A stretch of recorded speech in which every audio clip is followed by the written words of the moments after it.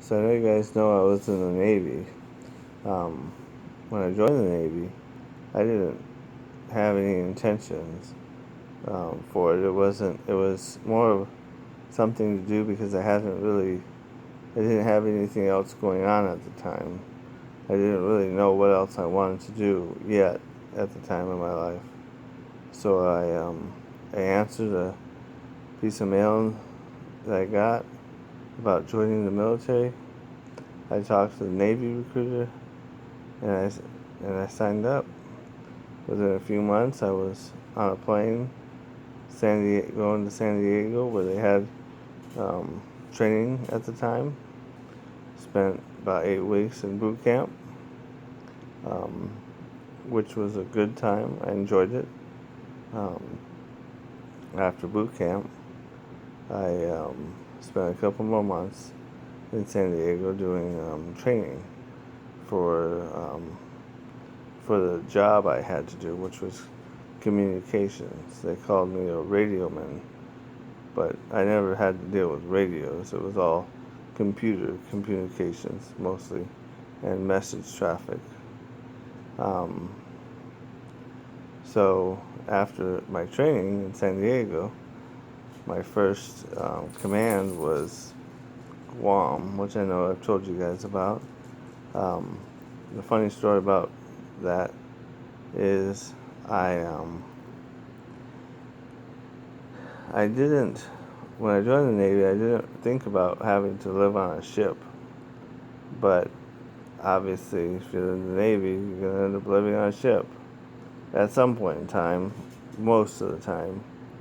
So when I got out of training, I right before I got out of training, they put us in a room so we can pick our first place that we're going to be stationed.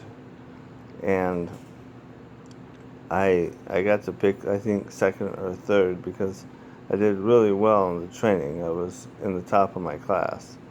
And so um, when I looked at the list of places, there was a lot of ships. I didn't think I wanted to live on a ship yet. There was also a place called Adak, Alaska, which sounded very cold. And you guys know me, I don't like cold weather. There was also a place called Iceland, which obviously Iceland sounds very cold. And I knew about Iceland, but I didn't really know about it. Because if I would have known about it, I would have realized Iceland's not really all that cold. Um, but anyways, I also saw a place called Guam. I asked where Guam was. They told me it was a tropical island in the Pacific Ocean. And I said, perfect, send me there. So the next 2 years of my life was in Guam. And I met some really wonderful people and had some great experiences. Um, it was a good time.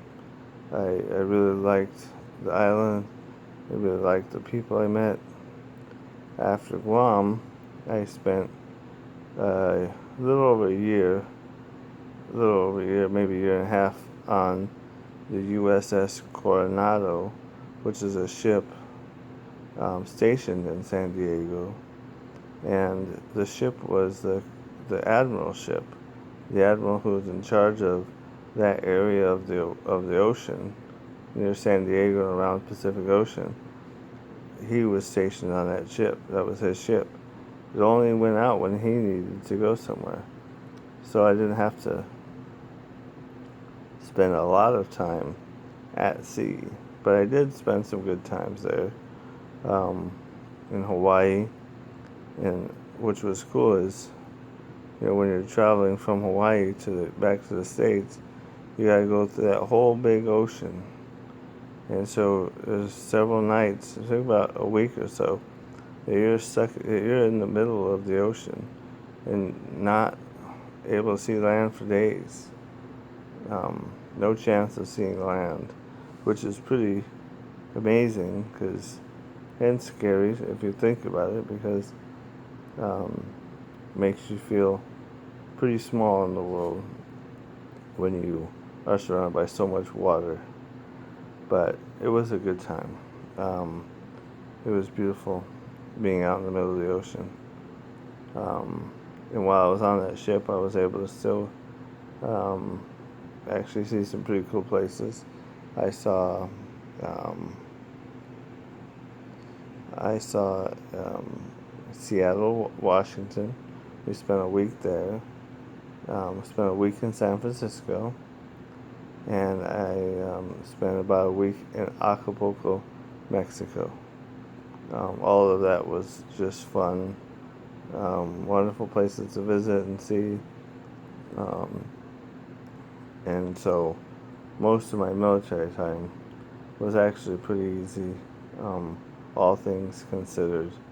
And I got to see a lot of places I never would have thought to see before, like Acapulco, and of course, like Guam. So that's that's a little bit about my Navy career. Towards the end of that Navy career, I was able to convince your mom to be my girlfriend, and then right at the end of my Navy career, I convinced her to marry me, and soon after I got out is when your mom and I got married. So I love you guys.